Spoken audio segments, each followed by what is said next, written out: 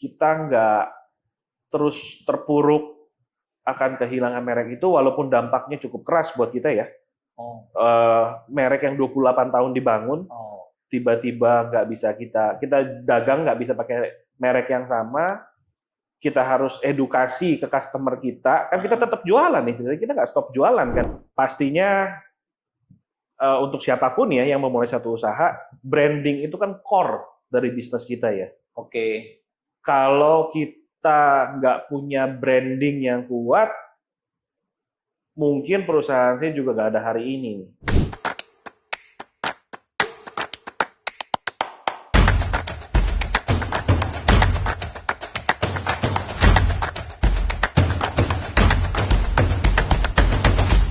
Halo people, ketemu lagi bersama saya dalam obrolan bersama Gunawan Lawa. Hari ini saya kedatangan teman yang luar biasa, bisnisnya cukup sukses, keluarganya juga sangat harmonis. Bersama kita, bro. Selamat datang Bro Lukito. Thank you, brother. Ya, kita mau sharing-sharing nih, Bro Lukito ini banyak banget cerita hidup dia, pengalaman dia juga. Nah, kita mau tanya-tanya nih soal bisnis garment. Bro Lukito ini mempunyai usaha yang namanya House of Julia. Nah, kita mau tanya nih, Bro, gimana nih evolusinya? Karena kan saya tahu nih, Bro Lukito ini dari second generation ya. Wah, Ya, tentu betul. sangat menarik nih punya cerita. Silakan, Bro. Oke, jadi House of Julia sendiri adalah satu parent brand ya, jadi ya. Dia brand yang memayungi beberapa brand-brand yang ada di pasaran. Which is hampir semuanya kebanyakan ada di, kita gerak di modern trade atau modern trade atau di modern market. Iya. Jadi brand-brand kita ini kebanyakan adanya di department stores. Divisinya adanya di home, kebutuhan rumah tangga, lebih spesifiknya adalah spray, handuk mandi, perlengkapan tidur, bantal guling, dan lainnya. Nah, di bawah House of Julia ini ada beberapa brand. Brand utamanya saat ini itu pakai nama Julia He. Itu kebetulan nama founder kita atau orang tua saya sendiri, nama mama saya. Itu brand utama kita. Julia He ini placementnya mungkin yang paling tinggi di antara market kita. Itu ada di segmen department store seperti Sogo, seperti Metro juga, Seibu, dan lain-lain. Seibu ya. Lalu di lapis 2-nya kita ada brand lagi namanya Pantene, masih di seputar perlengkapan tempat tidur juga. Itu untuk di segmen market yang middle atau yang medium. Gitu ya. Lalu kita juga ada brand khusus untuk handuk mandi. Kita ada Quick Dry. Itu brandnya Quick Dry. Handuk mandi kita juga agak beda dengan handuk mandi pada umumnya karena kita punya handuk mandi itu microfiber bahannya. Jadi ada perbedaannya. Nah, brand-brand ini kita punya satu parent brand namanya House of Julia. Gitu. Nah, di luar itu juga kita masih ada brand yang lainnya untuk market yang berbeda. Jadi kita ada brand linen.id, itu untuk project hospitality. Jadi perlengkapan tempat tidur untuk kebutuhan hotel, rumah sakit, kos-kosan. Sebenarnya nggak terbatas sih bro, mau sampai mes karyawan, kebutuhan pemerintah pun kita layani. Oh, jadi banyak banget ya produknya ya? Ya, cukup banyak, tapi ya berangkatnya, kalau tadi kita ngobrol evolusi, bermula semuanya dari gagasan Mama, yang mulai bisnis ini dari tahun 89, kalau saya 89? Yes. 89 itu juga background-nya karena Mama dari kecil, dari sekolah, udah mulai bantuin orang tuanya lagi, itu dagang toko kelontong ya, jadi zaman di pasar pagi itu jual barang-barang kelontong, salah satu barangnya dan spray. Oh gitu. Nah dari situ Mama udah kepikiran, cita-cita dia nih ceritanya, suatu hari itu kepengen punya brand sendiri, pengen bikin spray sendiri. Lalu di tahun 89 dia punya satu jalan yang akhirnya dia bisa memulai sama temennya, bikin spray, produksi sendiri, bikin merek sendiri, lalu dipasarkan ke traditional market awalnya malah, karena zaman itu mungkin traditional market jauh lebih besar ya, ke pasar-pasar, ke Tanah Abang, baru nyebar ke seluruh Indonesia gitu. Tapi rasanya kalau menurut cerita beliau tuh nggak terlalu lama jalanin traditional market, langsung datang peminat dari modern market waktu itu. Mungkin saat itu modern market baru mulai menjamur di Indonesia tuh ya. Salah satunya mungkin tahun segitu tuh Matahari Department Store mungkin dan beberapa lainnya tuh mulai menjamur. Nah, salah satu selain jual barang-barang fashion atau baju, nah spray ini juga waktu jadi satu komoditi yang lagi dicari nih gitu. Iya. Nah di situ brand kita mulai masuk. Brand kita awalnya bukan Juliahi yang sekarang, dulu ada satu brand lagi yang lebih besar namanya mulai masuk ke department store. Dari mungkin awal 90-an sampai sekarang bisnis kita utamanya adanya di modern market gitu. Ya evolusinya kurang lebih seperti itu. Tapi sebenarnya di belakangan ini terus berevolusi ya, nggak modern market, mungkin modern retail tuh udah generasi kemarin, sekarang udah berkembang lagi ke marketplace. Marketplace ya. Ya, jadi kita harus sih ikutin evolusinya terus, kalau nggak kita ketinggalan. Gitu. Iya. Nah, saya tahu ada cerita menarik ya di waktu soal brandnya ya. Sebelum House of Julia ini ada brand apa yang akhirnya ada kasus ya? Bukan kasus sih, cuman intinya gini. Kalau cerita mengenai brand itu, saya sebut aja brandnya nggak apa-apa ya. Brandnya namanya dulu awalnya mama bangun brand itu, dia kasih nama spraynya itu Bloomingdale. Iya, Bloomingdale.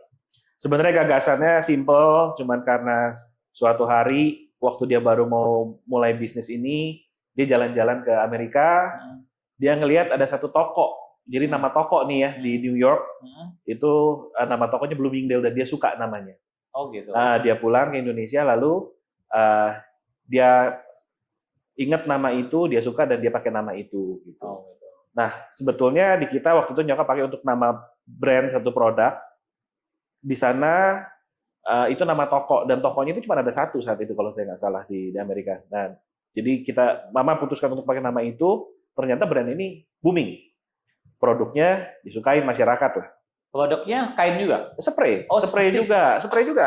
Nah, jadi barangnya ini digemarin masyarakat, penjualannya naik dan berlanjut terus. Ceritanya mungkin secara singkat cerita 28 tahun ya merek itu tuh kita terdaftar dari tahun 89 itu kita terdaftar di Dirjen Haki merek kita di Indonesia. Lalu singkat cerita sebetulnya kalau saya nggak salah mungkin di tahun 2008 atau 2012 itu sempat pernah ada datang surat teguran dari Amerika, dari US waktu itu menyatakan mereka klaim merek ini milik mereka. Iya. Lalu ya kita melalui lawyer kita buat sanggahan bahwa kita terdaftar kok di Indonesia udah dari tahun 89 kurang lebih seperti itu. Lalu finalnya itu di tahun 2017 mereka benar-benar buat tuntutan untuk kita untuk cabut hak izin pendaftaran merek kita di Indonesia. Ya case-nya goes to court melalui proses persidangan bla bla bla naik ke Mahkamah Agung dan akhirnya kita kalah dan kita lepas merek itu. Berapa lama tuh prosesnya? Proses kurang lebih nggak sampai setahun ya kalau saya nggak salah ingat ya gitu. Cuman ya kita nggak terus terpuruk akan kehilangan merek itu walaupun dampaknya cukup keras buat kita ya. Merek yang 28 tahun dibangun, tiba-tiba nggak bisa kita dagang nggak bisa pakai merek yang sama. Kita harus edukasi ke customer kita, kan kita tetap jualan nih, jadi kita nggak stop jualan kan di toko-toko kita harus kesulitan nggak bro? Struggling bro, struggling banget ya? Karena brandnya baru lagi ya? Iya, kita come up dengan satu brand. Nah sebenarnya gini, sebelum kekalahan di court itu beberapa tahun sebelumnya kita udah aware, kita sudah sadar bahwa lawan kita ini merek internasional. Dan dia ada di beberapa negara terdaftar. Dan kita mulai rembukan keluarga secara profesional juga kita punya pola pikir yang dimana brand ini memang milik kita di Indonesia. Tapi sebesar-besarnya kita besarin merek ini di Indonesia, merek ini nggak akan bisa sampai ke luar negeri. Karena ada nama besar yang lebih besar lagi di luar negeri. Jadi kita udah pikirin waktu itu untuk bikin satu jalan keluar nih. Kita bikin replacement brand waktu itu. Yang udah pakai nama nyokap nih, pakai nama Juliahi ini, kita produksi barang, kita keluarin dengan merek baru ini, paralel jalannya sama si jadi udah ada Bloomingdale. persiapan ya. Jadi kita udah persiapan sebetulnya, bukannya kita berharap kalah ya. Cuman kalaupun Antisipasi sampai lah ya. antisipasi sesuatu yang terburuk terjadi, ini nggak dari nol nih gitu. Ini jalannya udah setengah jalan gitu. Maksud kita tuh jadi udah di pairing dulu, udah gandengan dulu sama Bloomingdale-nya. Plan kita waktu itu seperti itu. Oke, kita ada gangguan dikit. Bagaimana bro? Jadi persiapannya kan waktu itu sudah tahu tuh bakalan mau di show ya. Jadi apa yang dilakukan untuk mengantisipasi gitu? Iya, jadi sebetulnya persiapannya itu dimulai bukan waktu udah di show. Waktu teguran 5-6 tahun yang lalu di situ udah jadi warning buat kita ya. Iya. Ini sewaktu-waktu mungkin kita akan go to court, walaupun kita confident saat itu bahwa kita akan menang karena kita terdaftar, kita punya dalih begini begitu, tapi kita memang udah siap-siap waktu itu. Kalau sampai yang terburuk terjadi, kita udah punya plan nih, kita udah punya rencana gitu. Jadi kita udah create satu brand untuk jalan paralel dengan brand yang existing saat itu, kita jalan bareng, dan waktu benar-benar disu, waktu benar-benar goes to court, waktu benar-benar diputuskan bahwa kita kalah, itu kan kita nggak dikasih spare waktu untuk berberes, bro. Oh gitu. Hari itu juga keputusan pengadilan kita kalah, itu langsung permohonan pencabutan hak itu langsung dilaksanakan, dan saat itu juga kita udah nggak boleh jualan dengan merek brand itu. Nah, jadi waktu itu terjadi, kita nggak sampai harus tutup semua toko, tarik semua barang, terus kita bingung nggak bisa jualan, nggak sih. Kita udah punya second brand-nya waktu itu yang langsung gantiin brand utama itu. Oh gitu. Tapi ya itu baru setengah jalan ya. Kita masih mesti edukasi lagi kan ke customer bahwa kita bikin signage, kita bikin edukasi ke mereka bahwa ini kita merek yang sama loh. Kita tuh ganti merek, kemarin jadi merek ini gitu. Iya. Gimana sekarang penetrasinya untuk brand yang baru? Waktu itu awalnya struggling, pasti struggling bro. Banyak customer yang nggak percaya, saya maunya merek yang kemarin nih. Saya biasanya beli merek itu nih. Oh nggak bu, kita sama aja gitu. Ada customer yang bisa diedukasi, ada customer yang agak lebih sulit, ada yang mungkin butuh waktu. Oh iya ternyata ini barangnya sama. Karena kurang lebih barang kita ini kan barang sekunder, tapi kategorinya sebetulnya jatuhnya fashion ya bro. Oke. Jadi walaupun jualannya sama-sama spray, tapi ada desain, ada motif yang memang customer loyal kita tuh udah tahu. Oh, Bloomingdale tuh motifnya seperti ini, dan sekarang merek barunya, oh iya memang sama. Nah itu tapi kan butuh waktu dan butuh penyesuaian lagi ya untuk customer gitu.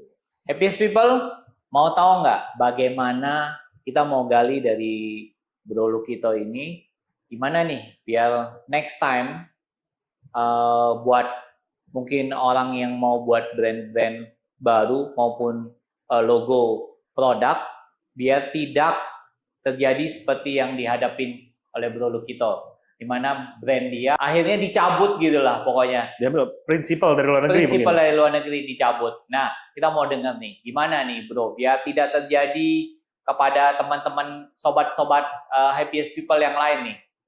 Ya, pastinya untuk siapapun ya yang memulai satu usaha, branding itu kan core dari bisnis kita ya. Oke. Kalau kita nggak punya branding yang kuat, mungkin perusahaan saya juga nggak ada hari ini. Oke. Gitu. Jadi pastinya harus dipikirin matang-matang tuh dari awal. Supaya harus matang ya. Harus matang di awal ya brand itu ya. Potensi kejadian seperti saya nih nggak terjadi sama siapapun gitu. Iya. Dan kan juga namanya kita dagang ya, lebih enak dagang ya kita tidur nyenyak gitu ya. Gitu ya. Jadi kalau memang kreasi kita sendiri atas penamaan itu, saya nggak menyalahkan siapapun atau dulu kenapa kita pakai nama itu, karena dulu mungkin wawasan kita belum seterbuka itu ya. Iya, tahun 89 belum ada internet, belum ada sosial media gitu. Yes. Mungkin orang tua saya pikir waktu itu, aman, ya nggak masalah. Mereka cuma satu toko kecil waktu itu, namanya saya suka gini-gini, ya nggak ada masalah gitu. Tapi sekarang dunia semua terbuka, era digital. Penamaan Nah, buntut-buntutnya yang jadi pertimbangan kan waktu itu juga SEO, bro. Kalau misalkan orang ketik nama itu, yang keluar brand Amerika itu brand saya. Nah, di situ kan kita pikir, ya kita poinnya apa? Kita kembangin ini brand terus-terusan, tapi kita nggak akan bisa jadi internasional karena memang nama ini internasional dipegang oleh si prinsipal ini. Gitu ya. Gitu. Jadi kita harus benar-benar kalau bikin suatu brand sebaiknya kita searching juga ya, Iya. jangan sampai ada mungkin kayak punya anak aja kali ya, begitu brand ini udah lahir, kita mau gedein di setinggi langit, nggak akan ada yang ganggu. gitu ya. Jadi awalnya fundamental banget ya. Fundamental. Penciptaan brand. Saya nggak ngomong dari sisi desain, dari sisi nama, cuman dari sisi hukumnya ya harusnya sesuatu yang safe gitu. Iya. Jadi bikin brand itu tidak bisa asal bikin brand, asal namanya bagus, enak di hati, tapi ternyata kalau sudah ada orang yang punya ya kita nanti sudah bikinin brand bagus-bagus, ternyata nanti dicabut brand itu sendiri karena hak intelijennya hak intelektualnya punya orang lain gitu. Iya. Nah, Bro, jadi selama bisnis ini, Bro, apa sih yang value yang selalu dipegang ya di dalam berbisnis ya? Dalam berbisnis, kalau sekali lagi saya cerita tadi, kita lebih ngobrol tentang balik ke branding nih. Value dalam bisnis pastinya kita semi fashion industry. Kita punya desain, punya standar kualitas bahan yang kita jual ke customer adalah selalu yang terbaik. Selalu itu yang terbaik yang jual. Itu jadi build over time ya. Nggak bisa instan besok tiba-tiba orang langsung suka sama brand baru saya nih gitu. Itu kan branding kan perlu waktu, kita perlu ngumpulin customer yang memang taste-nya pas di brand kita gitu. Pastinya sih kualitas bahan selalu kita jaga. Kita nggak pernah kasih spek atau kualitas bahan yang buruk, yang luntur atau yang sobek, yang apa gitu kan. Itu selalu kita jaga karena kita memang udah pengalaman di bidang ini, makanya dari sisi sourcing juga harusnya kita punya satu standar yang kita pegang. Gitu ya. Sisi bahan kan kita selalu cek, kita selalu karena memang kita pakarnya itu harus kita jaga gitu. Okay. Kualitas, kalau di industri juga service pastinya ya. Service, jadi kalau memang sampai ada customer yang nggak puas sama produk kita, ada komplain, ada kerusakan atau apapun itu, ya biasanya kita ganti baru. Okay. Karena itu juga fundamental banget. Kalau di customer beli satu barang yang nilainya cukup lumayan nih, barangnya segmennya menengah ke atas gitu. Begitu dibawa pulang, cuci sekali, 2 kali, ternyata barangnya rusak.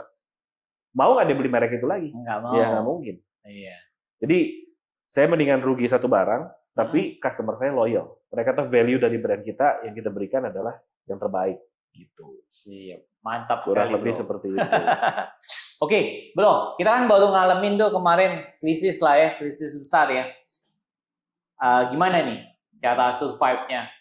Pandemik ya, kita ngomong pandemi coronavirus kemarin ya, itu mungkin momen-momen gelap ya untuk para pengusaha, walaupun nggak semua yang nanjak dari situ juga banyak.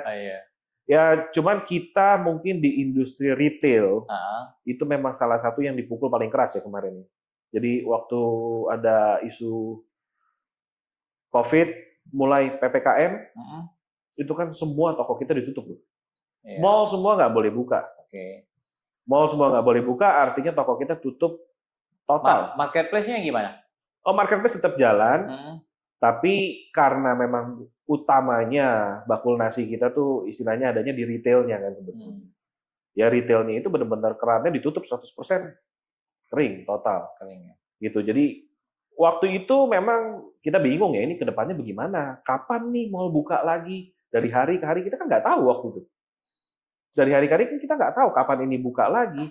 Karyawan saya di mall, SPG saya juga semua tanya, Pak ini kapan kita kerja lagi? Ya saya semua nggak ada yang bisa jawab kan. Kapan mall bisa buka lagi, kapan kita bisa jualan lagi. Ya tapi pelan-pelan waktu akhirnya udah dibuka, kondisi sudah mulai normal. Saya nggak bilang hari ini sudah normal, kondisi retail masih pemulihan, tapi arahnya sih terus positif, terus merangkak sih angkanya ya gitu.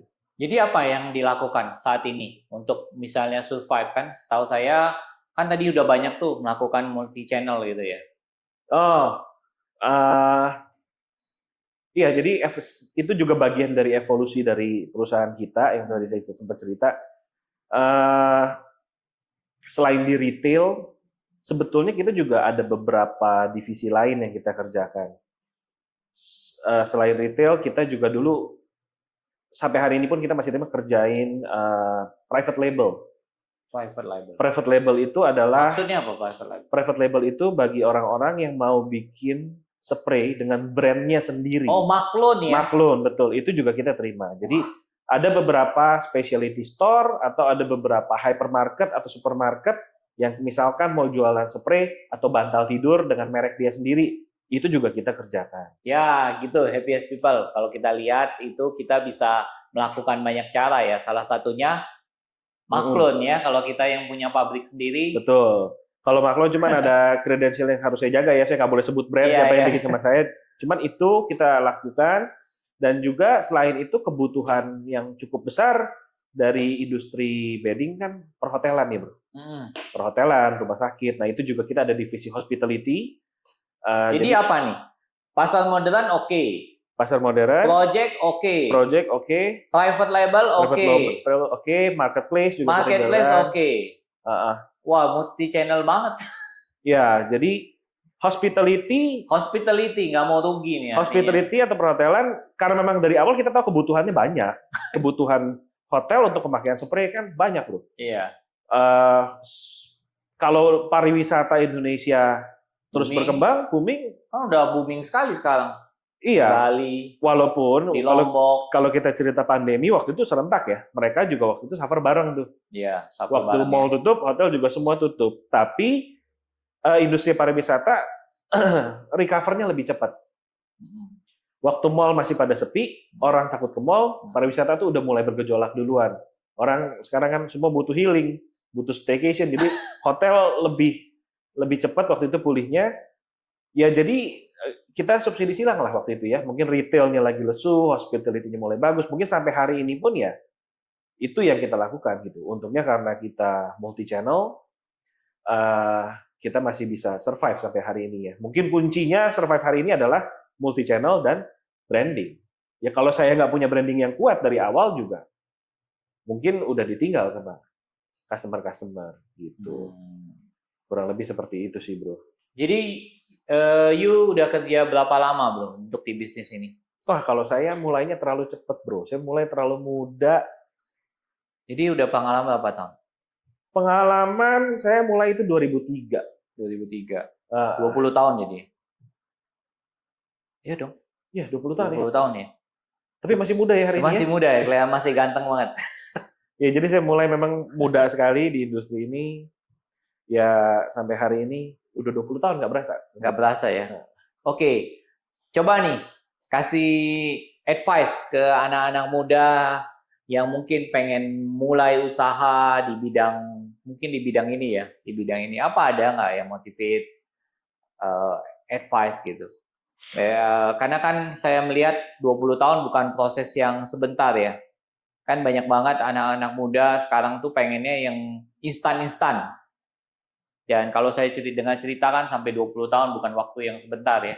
Dan mengalami suka dukanya juga, misalnya brandnya hilang, harus struggle lagi, kemudian kita juga ada COVID, apa nih?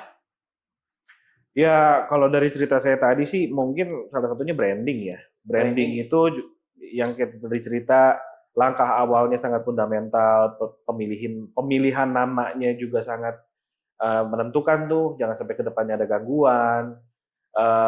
Lalu branding itu kan juga dibangun butuh waktu ya, gain trust dari customer kita gitu.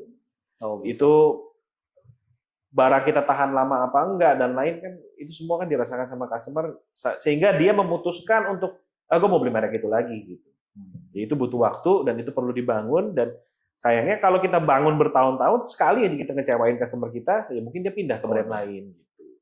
Jadi sebisa mungkin kita layanin apa sih kebutuhan customer kita itu jadi itu dari sisi branding. Kedua ya bisnis juga harus evolusi. Mungkin kalau misalkan kita cuma duduk di satu tempat, perusahaan saya misalnya kalau misalkan cuma ngandelin modern retail yang dari dulu kita lakukan, wah mungkin masa jayanya juga udah kita nikmatin gitu. Tapi kalau kita berhenti di tempat, kita nggak evolusi ke yang lain-lain juga mungkin kita nggak ada hari ini. Oh, Kalau gitu. kita ngobrol multi channel ya, mungkin kalau buat teman-teman yang lain saya nggak tahu juga. Mungkin nggak semua bisnis bisa dibikin multi channel ya bro ya. Tidak semua. Ya mungkin nggak semua, tapi kebetulan di saya Bisa. gitu. Yes, Jadi itu salah satu penyelamat saya juga. Gitu. Mungkin multi channel nggak untuk semua, tapi yang lain mungkin ada tips and tricks dari yang lainnya lagi sih. Gitu. Oke. Apa tips and triknya bisnis ini? Nah, Service. service pasti. Mungkin salah satu hal yang saya rasain juga sih di perusahaan saya ya team building ya bro ya. Team building ya. Karena kan nggak mungkin semuanya kita bisa kerjain sendiri. Tidak Nah di situ kita perlu support dari tim yang kita bangun di perusahaan kita, bikin sistem. Tim sistem. Ya sistem di mana di perusahaan kita tuh bisa running dengan SOP yang mengait satu sama lain supaya company ini bisa jalan terus gitu. Gitu ya. Itu juga fundamental banget sih menurut saya. Iya. Oke. Ya. Happiest People kalau mau membesarkan suatu usaha, pertama itu bukan sistem, justru timnya dulu, baru kemudian sistem. Kalau SDM-nya udah bagus, sistemnya bagus, pasti dia akan bisa berjalan sendiri dengan maksimal. Betul. Itu bisa satu sesi lagi dengan pakarnya nanti ya. Iya. Ya. Oke. Mungkin setelah kerja keras, kerja 20 tahun, apa nih legacy yang pengen diberi kepada anak-anak nih, bro? Apa yang pengen ingat? Ke anak-anak mungkin belum terlalu kepikiran, tapi ya yang saya lihat dari legacy dari orang tua saya ya, karena kan saya second generation, yang saya lihat adalah kerja kerasnya ya. Itu satu value yang priceless. Kerja keras, pantang mundur, dan kalau kita mungkin harus ada jiwa palu gada ya. Customer minta apa, pokoknya kita harus bisa kerjain. Sesuai yang inilah ya, kapasitas ya. Dari sesuai kapasitas, tapi juga bukan berarti customer bisa bikin ini nggak. Kalau kita bilang nggak bisa, kan berhenti sampai di situ. Nah, kalau di industri saya ini, Pak bisa bikin ini nggak? Oh, bisa Bu, gitu. Tapi saat ini mungkin kita cari mesinnya, kita cari caranya, kita cari. Gitu. Kalau orang lain bisa bikin, kenapa kita nggak bisa bikin? Jadi saya nggak bilang itu sifat negatif ya Pak Lugada ya. Cuman gigih, kerja keras, itu sih value yang saya lihat dari orang tua saya. Yang saya harap juga suatu hari dilihat sama anak-anak kita. Siap, oke. Semoga generasi kedepannya tetap mau kerja keras, gitu. Happiest People dengar tuh, kerja keras, integritas bisa dipakai untuk dalam kehidupan kita. Betul kita setelah kita panjang lebar nih, jadi apa nih harapan untuk you sudah sekarang di second generation, bisnis sudah 20 tahun lebih. Jadi harapan ke depan, visi ke depan untuk 10 tahun lagi gimana? Mau bawain kemana nih House of Julia nih? Kedepannya ya harapan Mas, sky is the limit ya. Jadi sekarang udah second generation, kalau memang bisa sampai ke third generation, why not? Tapi itu semua kan harus ditopang dengan sistem yang jelas ya, karena pasti akan lebih complicated lagi gitu. Cuma harapannya perusahaan kita akan terus exist, terus menjadi one stop solution untuk kebutuhan bedding, baik itu perumahan, hospitality atau apapun itu, one stop solution untuk semua yang membutuhkan. Kita terus bisa memberikan kualitas yang terbaik, brand kita terus dikenal sama orang sampai ke waktu yang akan datang. Harapannya sih itu ya bro ya. Oke, luar biasa sekali nih ceritanya. Oke, Happiest People, dukung terus podcast kita ini dengan cara like, subscribe, share channel ini jika bermanfaat untuk Happiest People semua. Kemudian jangan lupa bikin komen yang banyak ya. Komen yang banyak, topik yang banyak, kita akan buatin studi kasusnya. Kita akan bahas bareng-bareng di channel Obrol Bareng Gunawan Lawan. Terima kasih Bro Lukito sudah menyempatkan waktu di sini untuk datang ke sini. Semoga bisnisnya lancar dan selalu berkembang ya Bro. Thank you. My pleasure bro. Thank you.